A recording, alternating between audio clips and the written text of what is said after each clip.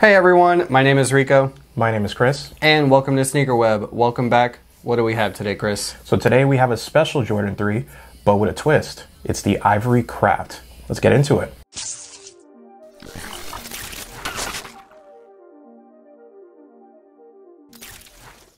Real quick guys, on this commercial break, I just want to give you guys a quick shout out to Edge Spray and also a mention to go check them out. If you want traction in a bottle, go check out their spray bottle over at edgespray.com. We have an affiliate link to go check out, and that'll give you some of the best grip that you have, whether you have it on old sneakers, whether you have it on new sneakers.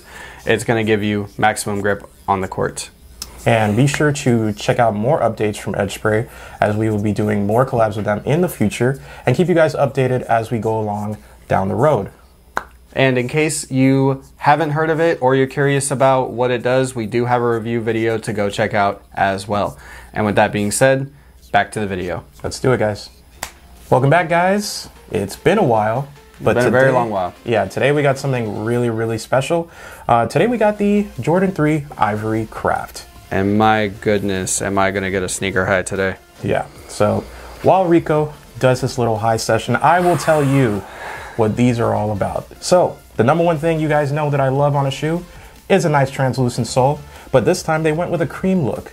Now, on the crafts, you usually see more materials, a little bit of better leather quality, in my opinion, but Nike kind of switched it up this time. Jordan Brand and Nike did a little bit of a mixture for this shoe, and I gotta say, I like the direction that they're going with this. I do like the direction with this, and real quick, just to give you some quick tech breakdown on the Air Jordan 3. So first on the bottom, we still have that radial traction pattern that was an evolution from the Jordan 1 and the Jordan 2. Not quite as good as those two, but still on par as some of the best traction that you can hoop in. I'm personally not going to do that because I like my bones. Anyway, getting into the polyurethane midsole. Within that midsole, we actually have the first visible air unit that was featured in the Jordan lineup. And also, do we have a polyurethane insole? These are yours. I'm not taking them out if you... I would like to say they do have a polyurethane insole. They did not change the inner product of the shoe. Yes, they do. Yes, they do. And okay, so they do. So yes. They didn't really change much. They did add just slight padding on the inside. It is a little bit more softer, but I will say that these shoes are really, really comfortable and they look beautiful in hand. This was also the first iteration of elephant print, infamous in the Jordan lineup, especially in the 3s and the 4s. They are, no, none of the 4s. Only in the 3s, right? The 3s, Only yeah. in the 3s. My bad. Yeah, and honestly, if we look a little bit closer, you can actually see there's a nice little double stitch on there. Now, yes. With a lot of the crafts, you see more materials. So you have this nice suede material up here. You even have the elephant print lining, and you have that double stitch there with some suede at the toe. And my goodness, are these beautiful. You know, especially not even opening the box, that leather just wrinkles and crinkles. It's just beautiful. Yeah, it's like it has really good marbling. The texture is really nice. Now, I do like the subtle colorways on this. You can kind of wear them with pretty much anything. And the one thing I would say that hits the best for me when we get into the small, I guess, details of this shoe is that beautiful back tab. That back tab, when it made its debut on which model? I don't remember. Was it the Tokyo one? I want to say the Tokyo one. Yeah. When they did this double backing here and had both the Nike branding and the Jordan branding, so people can stop complaining about which one they want on their shoes. That was a great touch. Me personally, I do like the Nike Air logo on the back. That's just my preference when it comes to 3s. But I like that Nike, Jordan and Nike kind of did that little switch up, and they kind of added both to kind of say like, hey, for you Jordan fans that like the Jordan on the back, we got that for you, and the Nike fans like me that like to have it on the back, and it works out perfectly. It was perfectly executed, and I think for a craft shoe, it kind of brings a little bit of a difference to something that's been around for a good while. And real quick, Chris, before we get into more of the shoe, is there a specific reason why you brought this back around in circulation of sneaker reviews? I would say that this shoe is, for one, iconic. And because, you know, Nike's been on a little bit of a new wave of bringing out more threes.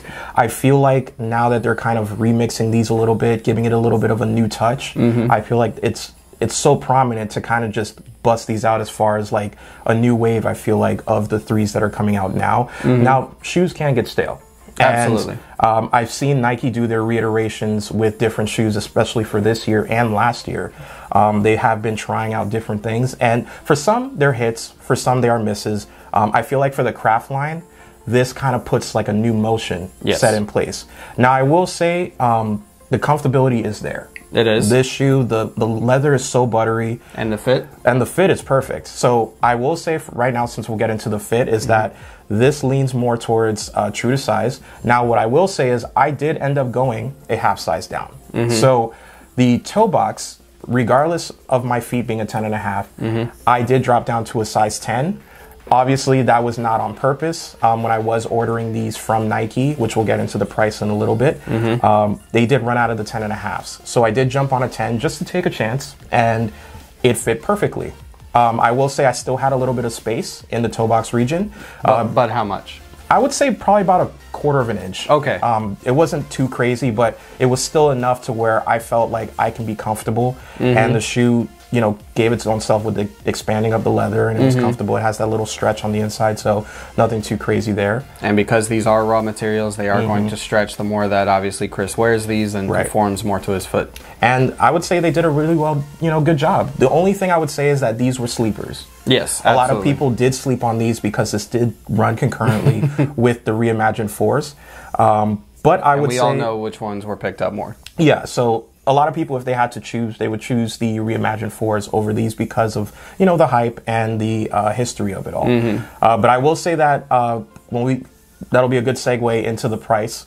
Right now on Nike.com, if you can get your size, you can actually get these for about $157, $160, $167, depending on where you are after taxes, which is a steal, seeing as though these come at like $210. Especially in this now sneaker market that we're in. So retail is $210 for these, but Nike decided, you know what, since we have so many pairs left over and they didn't sell out like they should have, they did drop the price down. And when you go on Nike.com, you'll be able to see the see in bag or see in cart.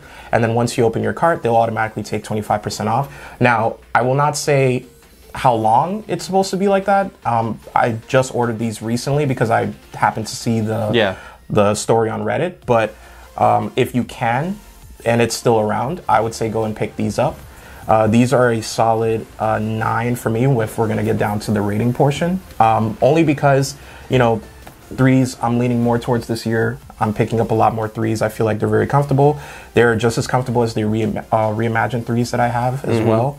And yeah, Nike, I keep just saying, like, you know, pump out more threes. You know, obviously put good colorways out, but pump out more threes, you know, but do it strategically. I feel like the marketing for these were a little underwhelming because a lot of people kind of glazed over it because the reimagines jumped a week or two after. But I will say that Nike did hit the nail on the head. A 9 is solid. I would just say it drops down to not a 10 because of marketing. Okay. Well, my personal favorite color of the Air Jordan 3s is the true blue colorway. That's the one that is the All-Star game that Kobe wore. That's the one where they put the free throw line under the outsole with the translucent bottom. Those I give a 9.5, so these are slightly under that. Personally, for me, these are 9 as well. Yep, and the only thing I will say is, you know, Nike keep doing go out and wear. Go out and enjoy a good shoe for once. In, you know, in this sneaker market that we have. Plus, with the price being that low, you can't beat that. But you know, that takes care of everything for the Air Jordan 3 Craft, Ivory Craft. Is there anything else that you'd like to add? No, just keep wearing your shoes, guys. Come on, you know the saying. You know the saying. Keep wearing your shoes, keep on trekking, you know. There we go. I know I will, so. Absolutely. And with that being said, guys, also, again, make sure to check out Edge Spray. Go check out the affiliate link. It really helps us out a lot. And you guys also get a good product out of it as well. And with that being said, peace. Later, guys.